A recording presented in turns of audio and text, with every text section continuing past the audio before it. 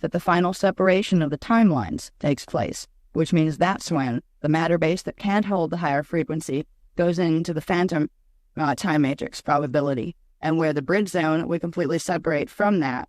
And then from there, the ascension cycle, when it goes all the way up to Tara, would happen. This is, when I read this part to you, it's what we would be experiencing if we were not able to create a buffer zone. So the buffer zone is the solution to this. And the buffer zone depends on the indigos waking up, because the indigos need to be able to run enough frequency to get those anchoring rods put in, the trivecta and trivecta anchoring rods to the round tables. If that happens, this stuff is still going to take place, but we won't see it in the hologram because we'll be in like a little bubble of frequency. The planet will be. That will be the buffer zone. So the transitions will be going on around us. And the most we would see is certain things might disappear on the third day of particle conversion, and some people might disappear. They're the ones that went into a different timeline. But the majority of people would be sustained by the frequencies that are in the buffer zone from the meow zone time cycle. Now, 3 days of darkness and the sound. Upon the initiation of the first wave of transmutation, 3 days of cold darkness begin on Earth.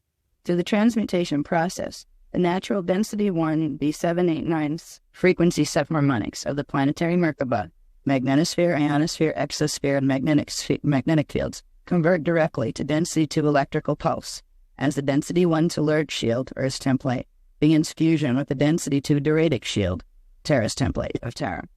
The photonic hydrogen-based elements that make up the transmuted outer atmosphere of density 1 Earth represent superluminal density 2 photons, transharmonic photons, and subparticle units that move faster than the speed of density 1 light, and thus appear as the absence of light in density 1. Stationed in density 1, the fusion of the Earth-Tara shield is perceived as density 1 light disappearing, as Earth's atmosphere reaches the superluminal state and is transmuted into density 3 sound, density 2 light. And it says, note, density 1 light spectrum is the density 2 sound spectrum. Density 2 light spectrum is the density 3 sound spectrum, etc. As the light disappears, the sound comes. The greatest quantity of sound wave spectra in the sound we speak of is primarily inaudible to the external human ear.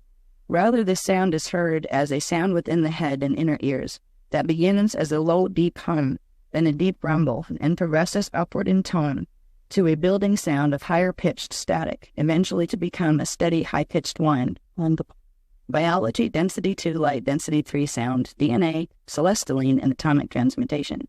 It is the sound waves of density 3, density 2 light, emerging into density 1 Earth's atmosphere and matter base that cause the matter forms and biologies that cannot hold the faster oscillating shorter wavelength frequencies to implode.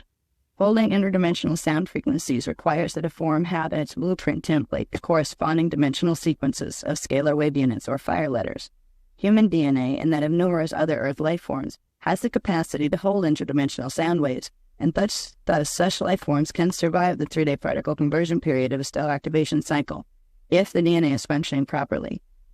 At this point, all man-made devices operated through electromagnetic force completely cease to function, and debris in Earth's outer atmosphere, including satellites, are thrown from orbit, some catapulting into space, others crashing into Earth, most to incinerate as they pass through the transmuting outer atmosphere. A deep low-frequency vibration begins within Earth's core that can be felt within the human body, and areas of Earth's outer mantle and crust that cannot hold this frequency begin to fissure and crack apart, causing earthquake and volcanic activity in these localized areas. The safest places to ride out the storm are deep inland caves and caverns within high ground locations, in areas that have been previously set with mantle-stabilizing Q zones. The most precarious places for our coastal region areas near bodies of water on low ground, and welcome to Sarasota, which are likely to experience flooding and flash freeze. As the second wave completes about halfway through day 3, the third wave of the Andromeda activation commences. And this is a quote from something in Revelations in the Bible. It's a quote, "The moon turns red and the stars go out." Our guys have always called this the night of the 2 moons. Toward the end of the second wave and Orion activation, darkness grows deeper and no stars can be seen at this point, but the beginning of an apparition called the two moons begins to appear in the dark sky. The two moons apparition begins with the illusion of the barely visible moon of Earth taking on a pale pink then crimson red cast. The lunar red cast occurs as the mixed D1 and D12 subfrequency spectrum that marks the beginning of the passage of atomic structure into merger with its antiparticle from the parallel universe becomes apparent in the outer atmosphere. The magnetosphere, ionosphere, and exosphere begin their final stage of temporary transmutation from helium-based atoms to units of pre-matter liquid light hydroplasm. The moon turns red, and the sky grows dark and starless, and asteroid showers commence as the transmutative force of Earth's outer atmosphere begins to reestablish a density 2 magnetic field as Earth's atomic body begins passage through the magnetic repulsion zone. While the particle-antiparticle change is occurring in the outer atmosphere, a portion of the red moon glow can still be seen from surface Earth.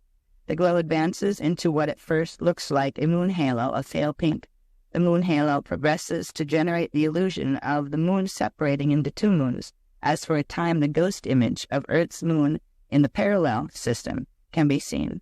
The second moon appears less dense than the first and seems to slowly move across the sky away from the first moon, finally, by the middle of the third day, holding a new position on the horizon opposite the first moon. Okay, now, this is the part I didn't get fully done with, but we started this process anyway. Let's see.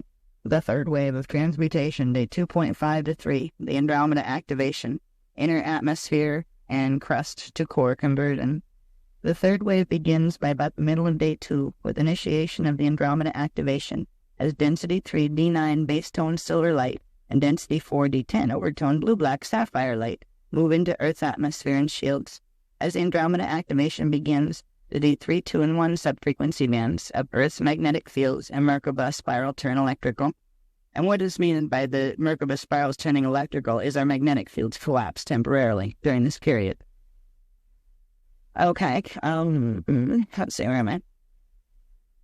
Okay. The magnetic fields collapse, that means we don't have gravity. Yeah, it means as they're collapsing down here, they're rebuilding the density 2 fields. So as long as it goes well, you're not going to float out into space. Okay. And the thing is, we'd be dead by now, okay?